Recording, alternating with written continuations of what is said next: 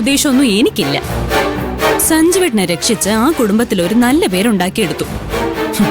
അങ്ങനെയല്ലേ പെൺകുട്ടികൾ ചെയ്യേണ്ടത്? സ്വന്തം കൂടെപ്പിറപ്പിനെ ചതിച്ചിട്ടല്ല അമ്മായിപ്പന്റെ കണ്ണിലുണ്ണി ആവേണ്ടത്. നീ ചെയ്ത വൃത്തികേടുകളൊക്കെ അയാൾ എന്തെങ്കിലും മനസ്സിലാക്കിയ ഗോപാൽജി നിനക്കെതിരെ തിരിയും.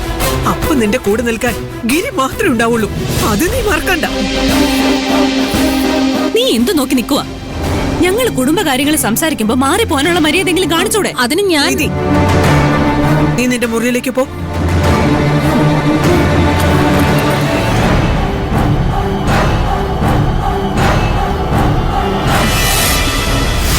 അവളുടെ മുമ്പിൽ വെച്ച് സത്യങ്ങളെല്ലാം തുറന്നു പറയാനുള്ള പരിപാടിയായിരുന്നോ? എന്നെ കൊലയ്ക്ക് കൊടുക്കാൻ എന്റെ അമ്മയ്ക്ക് ഇത്ര താല്പര്യം. അപ്പൊ നീ ഗിരിയെ കൊലയ്ക്ക് കൊടുത്തതോ? അവനാ ജയിലിൽ എന്തൊക്കെ അനുഭവിക്കുന്നുണ്ടാവുമെന്ന് ദൈവത്തിനറിയാം. അതിന് ഞാനല്ല ഉത്തരവാദി, മഞ്ജുവാ.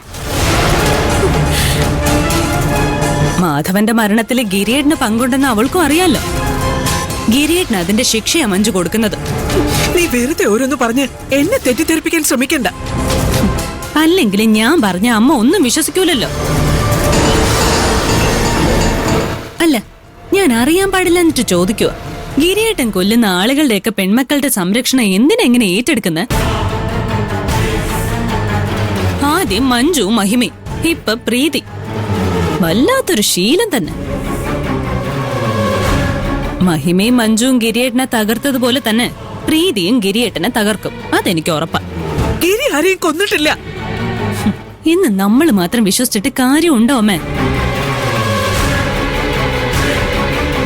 മഞ്ജു, മഹിമയും പ്രീതിയൊന്നും ഗിരിയേട്ടൻ നിരപരാധിയാണെന്ന് വിശ്വസിക്കില്ല. വെറുതെ ഗിരിയേട്ടന്റെ മുമ്പിൽ സ്നേഹം ഉണ്ടെന്ന് അഭിനയിക്കുന്നതേ ഉള്ളൂ.